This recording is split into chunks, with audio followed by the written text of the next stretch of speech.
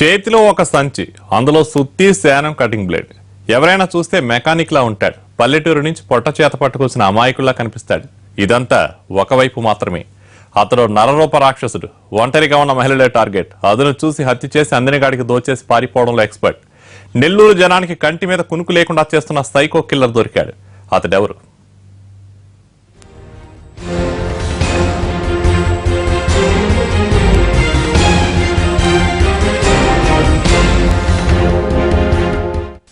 పోలీసుల చేత చిక్కిన ఈతగాడిని చూశారా? చిల్డ్రన్ పార్క్ దగ్గర రెడ్ హ్యాండెడ్ గా పట్టుబడి ఈ దుర్మార్గుడి నేర చరిత్రను విప్పి చెప్పారు నెల్లూరు పోలీసులు.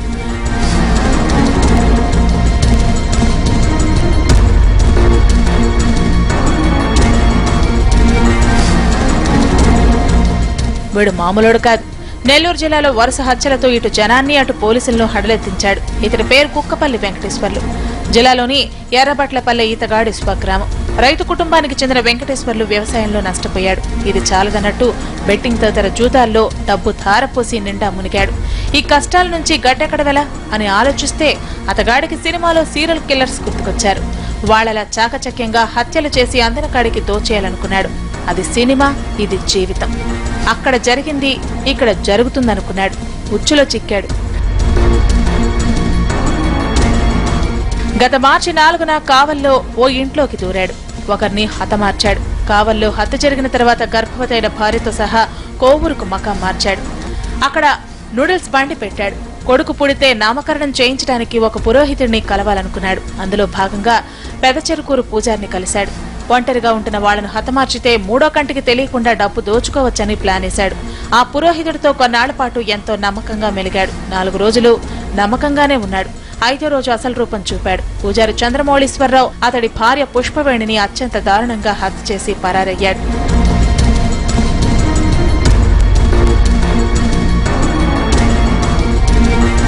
ఇలా ముందుగా పథకం వేయటం, ఓకే అనుకున్నాక వేటు వేయటం ఈ సైకో కిల్లర్ స్టైల్. తాజాగా నెల్లూరులోని నాగేశ్వరరావు ఇంటిని టార్గెట్ చేసుకున్నాడు. గంటపాటు రెక్కి నిర్వహించాడు. ఇంట్లో ఎవరూ లేరని నిర్ధారించుకున్నాక తలుపు తట్టాడు. సెటప్ బాక్స్ రిపేర్ చేస్తానన్నాడు. అందుకు ఆధార్ కార్డు అవసరమని కటింగ్ ఇచ్చాడు. అనుమానం వచ్చిన ప్రభావతి కేబుల్ ఆపరేటర్ కి ఫోన్ చేసింది. ఇంతలోనే ఆమెపై అటాక్ చేసి చంపేశాడు. అడ్డొచ్చిన కూతురు మాధురి, కొడుకు అనంత కృష్ణలపైన దాడి చేశాడు. చంపొద్దని బతిమాలినా వినకుండా వాళ్ళను కూడా దెబ్బతీశాడు. బాడీ మీద ఏదైతే గోల్డ్ హౌస్ ఉన్నాయి దాన్ని లాక్కున్నాడు. బయటికి వచ్చిన వాడినే చూసి ఈ హస్బెండ్ ఎంటర్ అయ్యాడు. ఈ హడావడిలో ఎక్కువ అందరూ పడి చేయడం వల్ల, కొద్దిగా కేక్లు వేయడం వల్ల, 100 కాల్కి ఫోన్ చేయడం వల్ల చాలా మంది గుంపులుగా వచ్చారు. దాని మధ్యలో మన బ్లూ కోల్స్ వాళ్ళు వెంటనే రెస్పాండ్ అయ్యి వచ్చిన వెంటనే మనం అందరూ కలిపి వీటిని పట్టుకుని ఇంట్రాగేషన్ చేయడం జరిగింది. దొరికిందే సందుగా అందినకాడికి దోచుకున్నాడు. ఈలోగా ఇంటి యజమాని నాగేశ్వరరావు రావడంతో అతడిపైన దాడికి తెగబడ్డాడు. ఇంట్లో అరుపులు కేకలు వినిపించడంతో ఇరుగు పొరుగు వాళ్లొచ్చి సైకోను బంధించారు. 4 తగిలించి పోలీసులకు అప్పగించారు. స్థానికులు అప్రమత్తమయ్యారు కాబట్టి ఈ సైకోగాడు దొరికాడు. కానీ లేకుంటే ఎన్నో కుటుంబాలకు కాళరాత్రులు మిగిల్చేవాడు. వరుస హత్యలతో ఈ కిరాతకుడు హడలెత్తిస్తుంటే పోలీసులేం చేస్తున్నట్టు?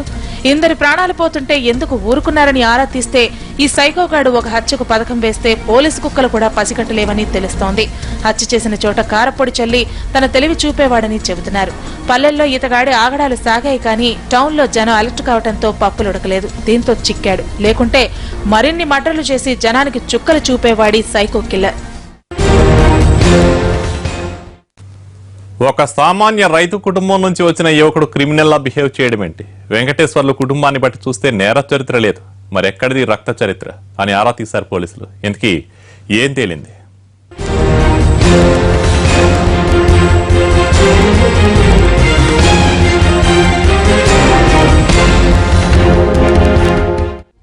పూజారితో 4 రోజులు మంచిగా ఉండటం, తర్వాత అనుకోని విధంగా హత్యకు తెగబడ్డం. సెటప్ బాక్స్ రిపేర్ కోసం వచ్చాననడం, ఆధార్ చూపమనటం, అట్టొస్తే హతం చేయాలనుకోవడం.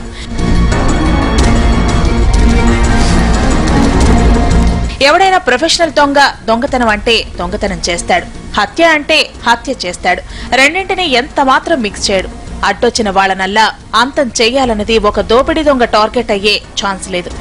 కర్మకాలితే తప్ప రెండే నేరం చేసే అవకాశం లేదు.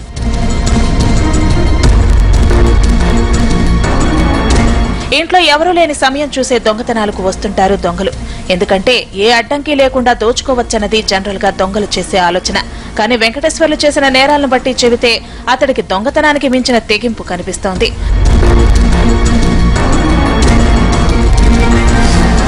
పట్టపగలు దొంగతనానికి ఏమాత్రం వీలు కాని సమయంలో చొరబడ్డవేంటి, సినిమాటిక్ గా ప్రవర్తించడమేంటి, హత్యలకు తెగబడ్డవేంటి? ప్రెసెంట్ జరిగినటువంటి ఇన్సిడెంట్ ని మనము డీటెయిల్డ్ గా వీడియో రికార్డింగ్ చేయించాము. ఆ వీడియో రికార్డింగ్ లో మొత్తం సీన్ ఆఫ్ క్రైమ్ ను రీకన్స్ట్రక్షన్ చేయడం జరిగింది. దీంట్లో క్లియర్ గా వాడు ఎక్కడెక్కడ చేశాడు, ఎలా చేశాడని మనకి ఆన్ వీడియో ఆన్ టేప్ ఒప్పుకున్నాడు. కావలిలోనూ same, it is only a pure murder for gain. 2012లో నెల్లూరు హరినాథపురంలో ఇలాంటి హత్యలే జరిగాయి. ఆగంతకుడు ఒక ఇంట్లోకి ప్రవేశించి తల్లి కూతుళ్లను నిర్దాక్షిణ్యంగా హతమార్చాడు. తర్వాత ఆ స్థాయిలో హత్యలు జరిగింది ఇప్పుడే. చేసింది ఇదిగో ఈ సైకోగాడే.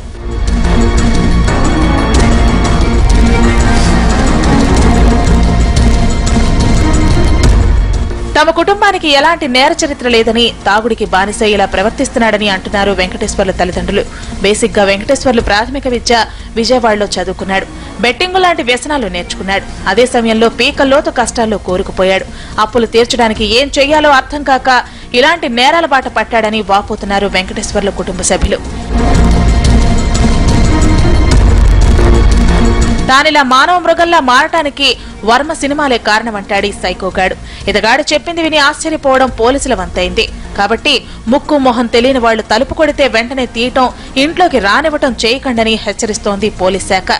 సినిమాల ప్రభావంతో ఇలాంటి నేరాలకు పాల్పడే వాళ్ల సంఖ్య ఎక్కువైంది కాబట్టి బీ అలర్ట్.